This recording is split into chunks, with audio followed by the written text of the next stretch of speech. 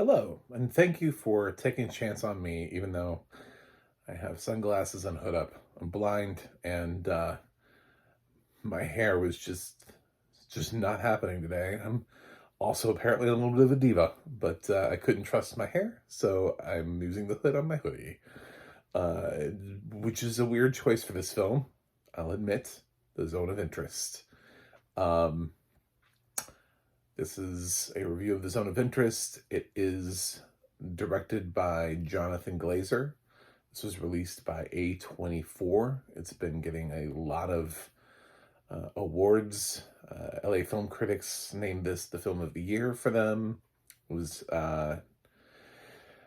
won big over at BAFTA for Best British Film of the Year.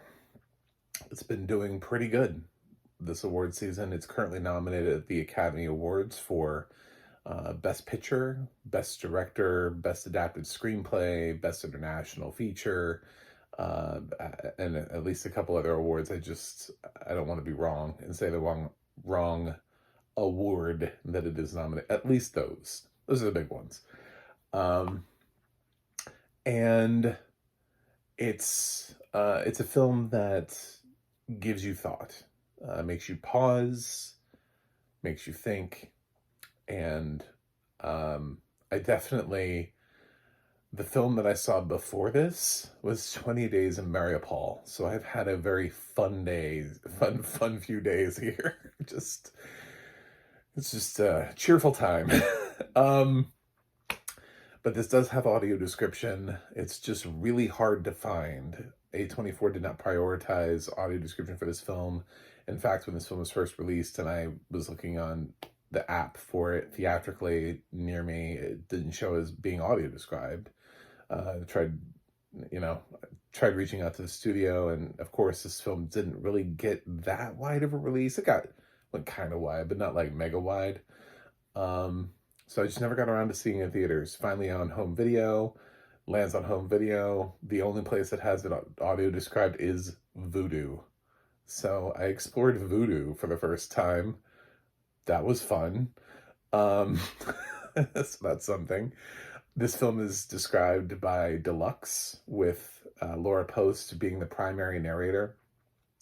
And there are like 6 or 7 other narrators that pop in here. And one of the best things about this is how they credit themselves at the end. I thought it was delightful. It's the most delightful thing. It cheered me up so much because I have yet to see this actually ever done before. But each narrator said their own name in their own voice, so you could actually hear their, like, so you can match a name to a voice instead of just going through and having Laura Post read everyone else's name. Each person who read for something throughout the course of the film, so you can match that voice to that name. It's really cool. Anyway, at least for us blind folk who rely solely on auditory experiences, of which this is an auditory experience. The sound design on this is absolutely worth watching. I don't totally agree with A24's insistence that it must be watched in theaters, especially with the way that people are putting money into their home theater systems and getting surround sound and everything. Or just simply, I don't know, getting high quality headphones and blasting it straight into your ears that way. You'll get a pretty good there are kids who manage to play video games with Turtle Beach headphones, and they can tell you the echolocation of any character on the map. So I think we've improved a lot about what it is in theaters for an auditory for at home for an auditory experience. But I will admit that the sound design is very integral to this film. This takes place with the family of a commandant who lives just the other side of Auschwitz during World War II. Not only is he just the commandant of Auschwitz, but he's apparently like the best commandant. I mean, this dude is great at killing Jews, basically, and they're thinking about moving him up and having him go around and check out the other camps and see what's going on and where they can improve upon. And it's just this is just really an experience somebody asked me, did you enjoy it? And I was like, that's the wrong word. I would be concerned if anybody told me they enjoyed it. Um, you can experience it, you can be moved by it, you can, there's a lot of things that can happen here, but to enjoy this is what? I respect it. I think it's great. I think the craft is off the charts. I think Jonathan Glazer deserves all the praise in the world. I think it's a terrific film. All of those things. Enjoy is a really hard thing to say here. Do I enjoy watching uh, a Nazi family, going about their days very callously while on the other side of the wall, people are being murdered uh, in numbers? And the performances in this family, Sandra Hüller, who was listed as Famke Hüller. Now I'm wondering, is Famke German for Sandra? And now we're calling her, why? Because we could just call her Famke, like Famke Janssen. Now I need to know what her name is. But yes, the audio description said Famke Hüller, and I was thrown. Anyway, now I don't know what her name is. And she's in this as well. She plays the wife, the head of the household, and there are a bunch of kids, and they're just, it's weird. Like, they're going about their daily life. They go to school, they do things, they do normal things. But there are also sort of these like haunting moments throughout the film that remind you of exactly who they are. You can never get attached to this family because something terrible or something, revolting will happen with them, where they're just sort of just like, oh, they're dying. The Jews are dying, and we're just going to go out a day.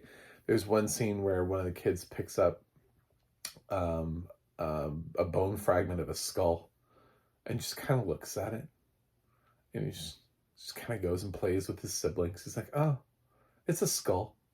This is normal for me. And then he goes about his day. I was just, it's that kind of stuff. And it's throughout the whole film. And they have sort of what you might call like everyday worries, but they're Nazis. So it's impossible to ever. The only one I felt sorry for was the dog, because I don't think the dog knows it's a Nazi. That's it. They have a dog. And I'm not sure the dog knows. I don't think the dog thinks about things like that. I think the dog's like, where's food? Give food now. But yeah, the rest of the family, obviously the kids have been programmed, and yeah, this is a thing. This is a film out there that you can watch.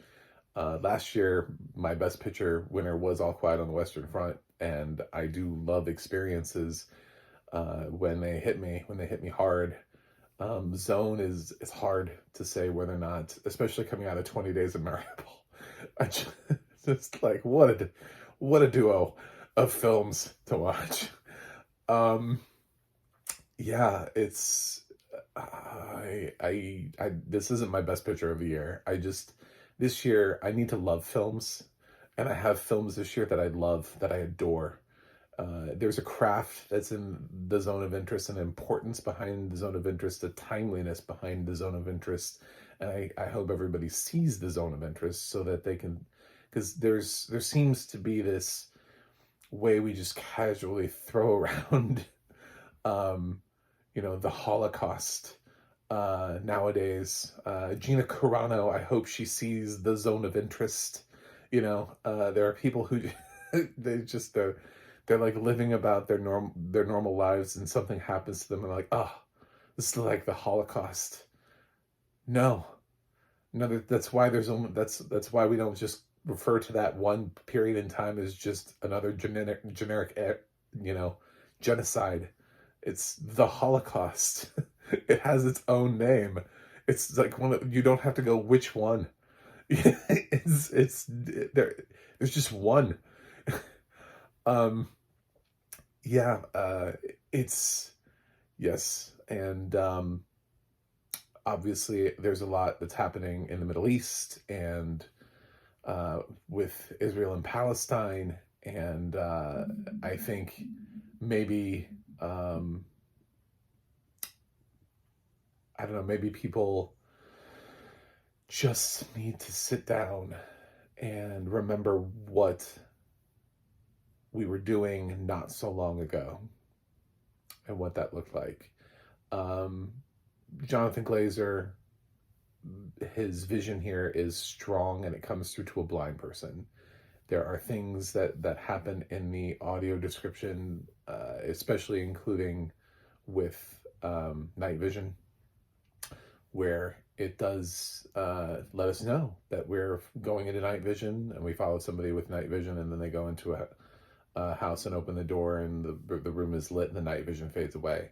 Stuff like that, really cool, really good to know. I love when we know directorial style choices, instead of just telling us that the girl is riding through the night, that we actually get to see the night vision intention behind that. The only thing that I wouldn't have done is Glazer has a little bit, this is sort of a spoiler, there's a book also, and by the way, this is the Holocaust, so I don't know if I can spoil this for you. You know, you get what I'm saying? I mean, if I'm spoiling the Holocaust for you, your education was shit. Anyway, there's a scene towards the end where he kind of flashes forward to like the significance of it in the future. And I don't know. I feel like he should have just, he was fine. He needed to know that what he was creating was already significant, and that the story he was telling was already horrifying. He didn't need to have the juxtaposition of showing us a present day pile of shoes at Auschwitz. You know, I just, you know, it takes away from what he's been doing for the it's not even a 2 hour film, so I can't even say for the last 2 hours. For the last hour 45, it's about what it is. And it's happens just before that, so at the last hour 40, I guess. Um, yeah, it's an interesting scene. It's an interesting moment, but I don't think it was necessary. It didn't really like ruin the film for me. It just wasn't really necessary. He didn't need to do it. It's like not trusting that what you made was good enough and then trying to do something else to make it a little bit better. It's like having a chocolate cake and then there's a cherry on top.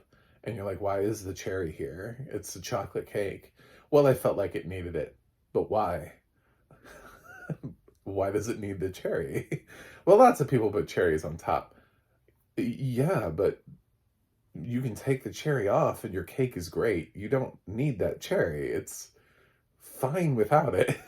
What you made was as it was a complete product. I just you just don't need it anyway.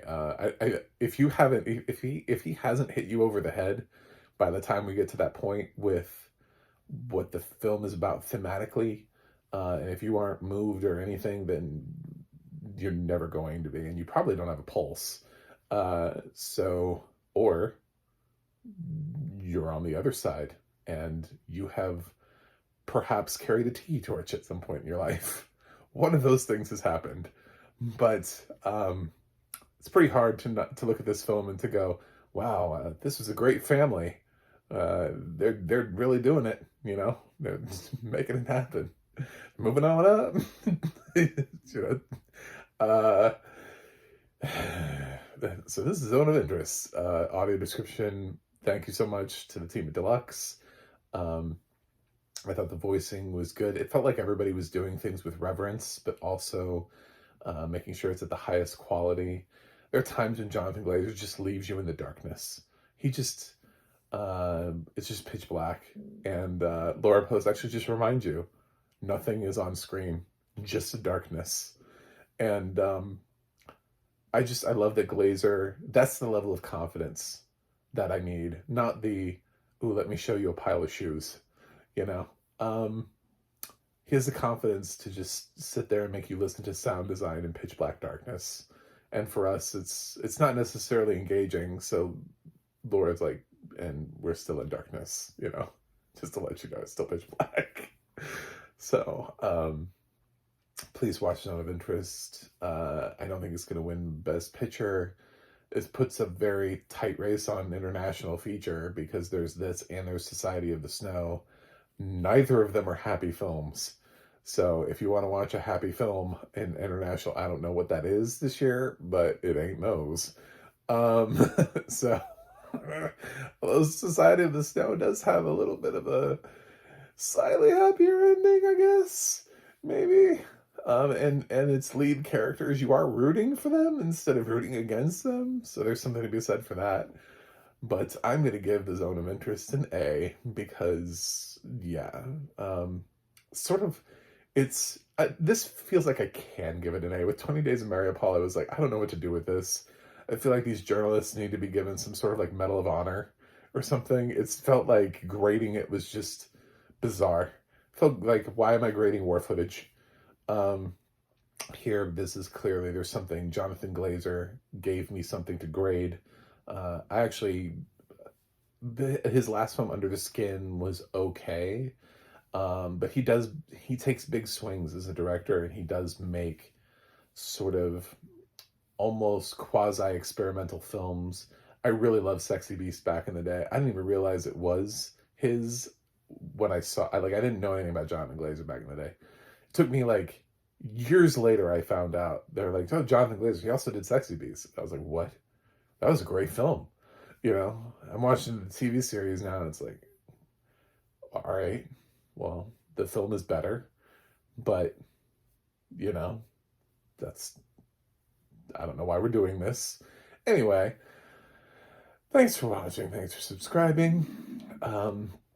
And letting me have my hood up so that I don't have to show you my hair, because I don't know what it's doing, but I felt it, and I did not feel comfortable putting it on camera this morning.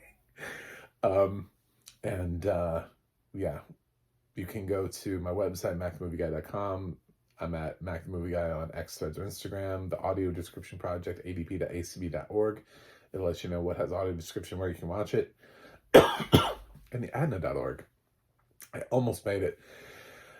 We'll let you know more about Laura Post and the other people who worked on the Zone of Interest. It's sort of like IMDb for people who work in audio description.